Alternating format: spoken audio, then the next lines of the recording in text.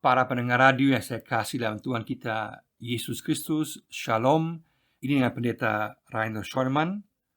Saat ini saya akan memberikan sebuah uraian tematis, sebuah renungan tematis dengan judul Belajar dan Melayani.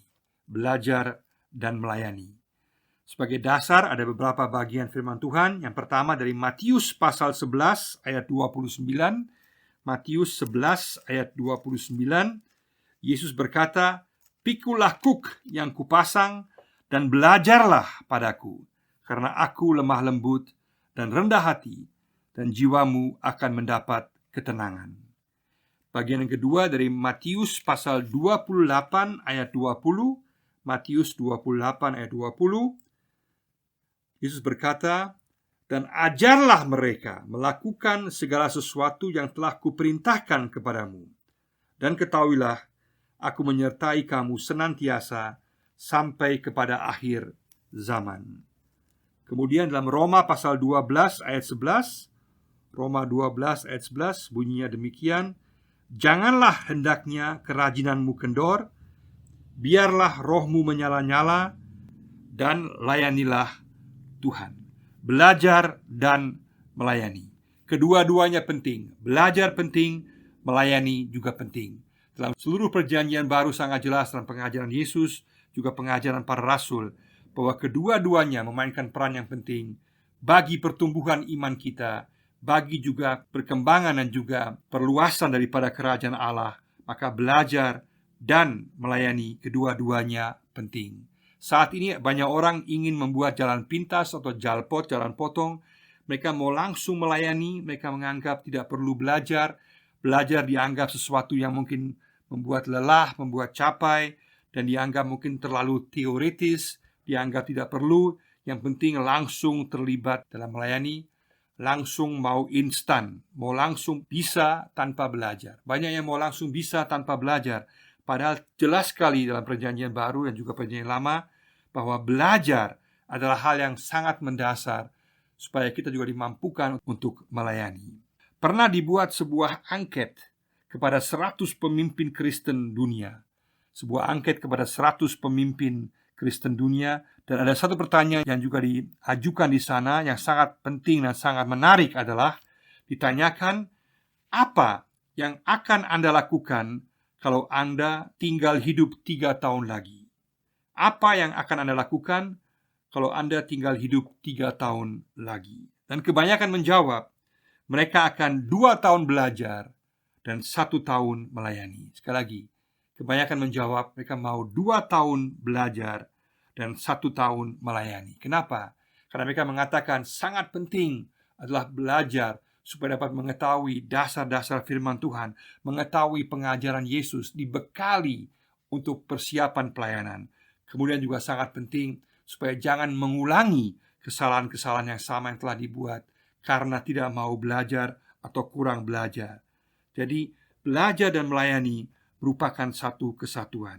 Dan mereka juga mengatakan bahwa belajar adalah ibadah. Berarti bukan hanya melayani yang adalah ibadah, tapi belajar sendiri, bahwa kita sungguh-sungguh mau mengenal firman Tuhan, mau mengetahui isi firman Tuhan, juga merupakan ibadah yang sejati di hadapan Tuhan. Maka kita perlu kedua-duanya. Kita perlu sebuah kesediaan untuk mau belajar, dan juga perlu kesiapan dan kerelaan untuk melayani. Ada 5 hal yang ingin saya sebutkan secara singkat di sini, 5 aspek yang penting. Yang pertama adalah kesatuan pengetahuan dan pelayanan. Kesatuan pengetahuan dan pelayanan. Pengetahuan dan pelayanan merupakan sebuah kesatuan yang tidak dapat dipisahkan. Artinya semangat api pelayanan yang berkobar-kobar tidak bisa tanpa bahan bakar. Dan bahan bakar itu adalah firman Tuhan, adalah kesiapan kita, adalah sejauh mana kita telah sungguh-sungguh menyiapkan diri dalam belajar. Sehingga apa yang telah kita ketahui, pengetahuan kita yang telah kita kumpulkan, yang merupakan bahan bakar, itulah yang kemudian dapat dipakai, dibakar oleh Roh Kudus, sehingga menjadi berkat dalam pelayanan kita. Kalau kita mengumpulkan ibaratnya kayu besi yang berkualitas, maka pada saat api Roh Kudus turun, kayunya dapat memberikan api yang sungguh-sungguh berjangka panjang. Artinya apinya akan berkobar untuk jangka yang panjang.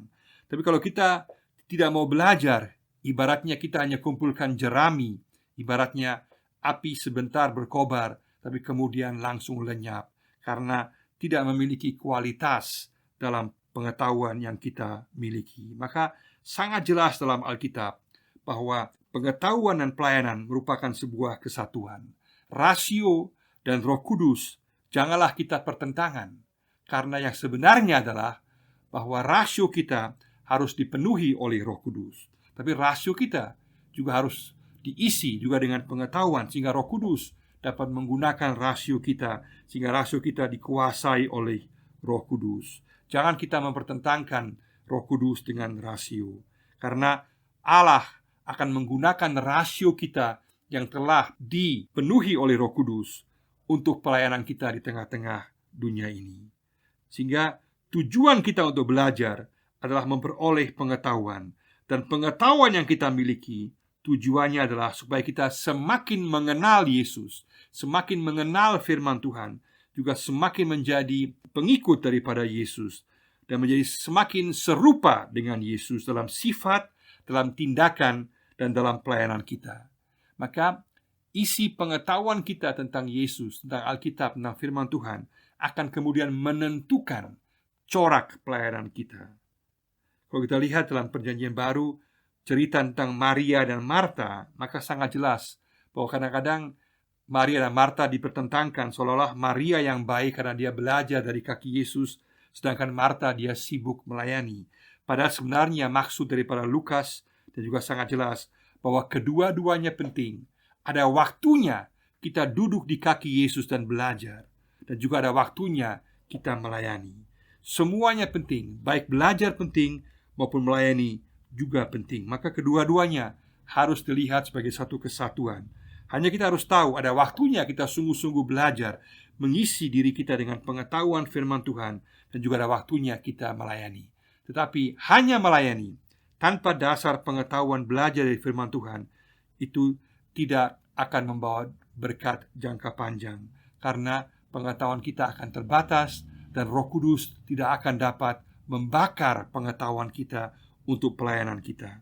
Maka sekali lagi, mari sama-sama kita melihat kesatuan pengetahuan dan pelayanan. Kita sungguh-sungguh mau belajar. Katakan, Tuhan, aku mau belajar, menggunakan kesempatan untuk sungguh-sungguh mengetahui isi firman Tuhan, mengetahui apa yang Kau katakan, untuk mengenal sifat pribadi Yesus, pribadi Allah, tindakannya, karyanya, juga keselamatan yang diberikan kepada kita, juga semua pengetahuan daripada perintah-perintah Yesus, juga dari perjanjian lama sampai perjanjian baru. Kita ingin tahu supaya kita dikuasai oleh firman Tuhan. Maka belajar kita akan menjadi berkat bagi orang lain pada saat kita sungguh-sungguh belajar, kemudian kita pakai dalam pelayanan kita dengan kuasa Roh Kudus. Yang kedua di sini adalah belajar adalah ciri orang yang bijaksana. Belajar adalah ciri orang yang bijaksana. Kalau kita lihat dalam perjanjian lama, dalam kitab Amsal khususnya, sangat jelas bahwa hal belajar ditekankan ulang-ulang. Misalnya Amsal 9 ayat 9 menekankan pentingnya akan kehausan akan kebijaksanaan dan pengetahuan. Pentingnya kita memiliki kehausan dan juga akan kebijaksanaan, akan hikmat Tuhan, dan juga akan pengetahuan dari Tuhan. Kita perlu belajar. Juga Amsal 10 ayat 14 mengatakan pentingnya kita menyimpan pengetahuan sebagai harta dan kemudian memakainya, dalam Amsal 10 ayat 14. Juga Amsal 18 ayat 15 menekankan pentingnya kita mencari pengetahuan tentang Allah, mencari hikmat Allah. Kemudian juga kita mencari dengan disiplin pengetahuan akan Allah dan hikmat Allah.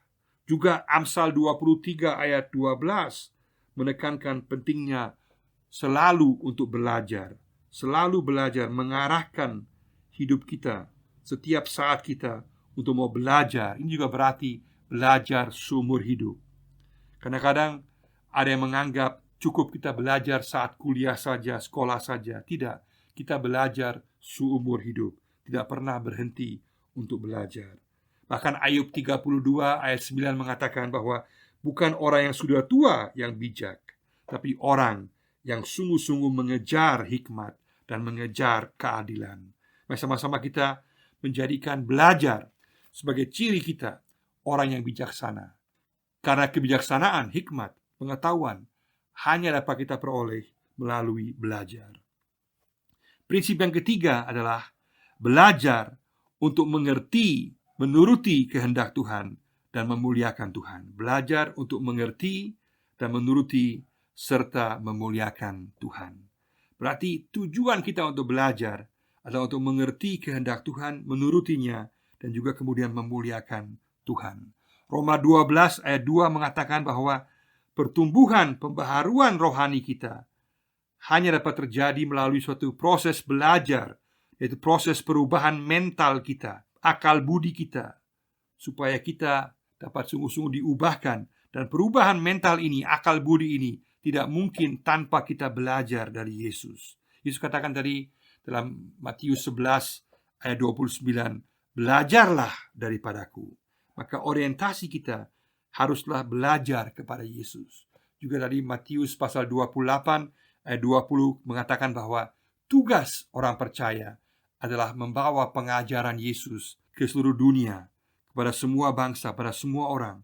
Jadi tugas mengajar sangat penting, sekaligus juga tugas kita untuk belajar dari Yesus sangatlah penting.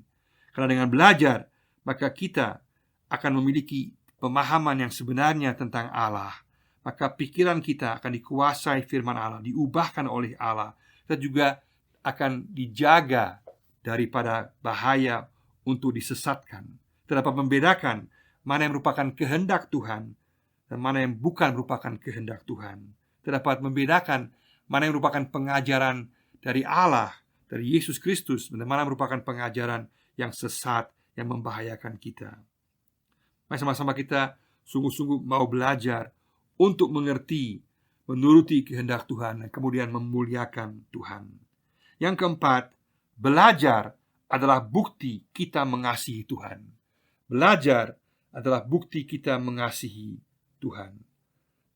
Dalam Markus 12 ayat 30 sangat jelas bahwa dikatakan bahwa kasihlah Tuhan dengan segenap hatimu, dan dengan segenap akal budimu, dan dengan segenap jiwamu. Berarti kasih kita akan nampak pada saat kita sungguh-sungguh mau belajar dengan segenap hati tentang Tuhan, tentang pribadi Tuhan, tentang sifatnya, tentang tindakannya, tentang hakikatnya, tentang apa yang Dia perintahkan kepada kita. Ini berarti Allah ingin kasih kita. Allah ingin agar kita mengenal Dia. Maka semua ini hanya dapat kita peroleh kalau kita belajar dari firman-Nya, dari dirinya, dari sifatnya, dari janjinya. Kalau kita tidak sungguh-sungguh mau belajar, maka pada akhirnya kita akan menyembah sesuatu yang tidak kita kenal. Seperti dikatakan dalam Yohanes 4 ayat 22. Ada bahaya kalau kita tidak sungguh-sungguh belajar dari firman Tuhan, belajar dari Yesus, maka kita pada akhirnya akan menyembah sesuatu yang tidak kita kenal. Tuhan mau supaya kita menyembah Yesus yang kita kenal, menyembah Allah yang kita kenal. Dan itu hanya mungkin lewat belajar. Sekali lagi, belajar kita adalah sebuah ibadah di hadapan Tuhan. Katakan, Tuhan, aku mau sungguh-sungguh belajar sebagai bukti bahwa aku mengasihi Tuhan. Yang terakhir, yang kelima, belajar secara disiplin dan terencana. Belajar secara disiplin dan terencana. Kita harus menjadikan sebuah kebiasaan untuk belajar. Ini merupakan sebuah proses disiplin bahwa kita mau belajar. Kita harus memiliki sikap yang terbuka. Kita mau belajar dan kita mau berusaha. Karena orang yang bijak adalah orang yang sungguh-sungguh mengejar hikmat dan mengejar keadilan. Berarti kita perlu memberikan waktu untuk belajar. Di mana ada kesempatan untuk belajar firman Tuhan, belajar lewat berbagai kursus-kursus, lewat radio Kristen, lewat berbagai media Kristen, lewat buku-buku, bisa juga lewat sekolah Alkitab malam, bisa juga lewat berbagai ceramah. Dalam berbagai macam cara kita dipanggil Tuhan untuk mau belajar secara disiplin. Karena belajar merupakan ungkapan iman kita, menjadikan belajar sebuah kebiasaan. Maka dari belajar itu, maka itu akan menghasilkan sebuah pelayanan yang memiliki kualitas, yang berakar pada firman Tuhan. Kemudian terus-menerus disuplai, diberikan kekuatan Roh Kudus, kekuatan firman Tuhan, sehingga pelayanan kita semakin menjadi berkat bagi orang lain. Mari sama-sama kita katakan, kita mau belajar dan melayani. Kita mau mendasarkan hidup kita dengan terus-menerus mementingkan belajar dari firman Tuhan dari Yesus. Jangan kita meremehkan hal belajar.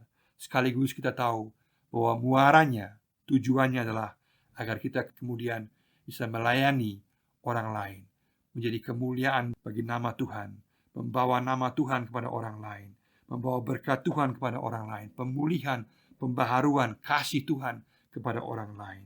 Sehingga belajar kemudian menghasilkan sebuah pelayanan yang berkualitas, yang tetap, yang tidak mudah diombang-ambingkan, yang tak tergoyahkan, dan yang pasti akan memuliakan Tuhan. Mari sama-sama kita katakan, kita mau belajar dan kita mau melayani sebagai ibadah kita yang sejati. Sekaligus kita mau jadi berkat bagi orang lain dan kemudian memuliakan Tuhan dengan membawa kasih Tuhan kepada orang lain dan membawa kepedulian, belas kasihan, pengetahuan, firman Tuhan, perintah Tuhan, kehendak Tuhan kepada orang lain. Mari sama-sama kita belajar dan menjadikan belajar sebuah ibadah yang kemudian menghasilkan pelayanan yang berkualitas, yang menjadi berkat bagi banyak orang. Kiranya Tuhan memberkati kita semua. Amin.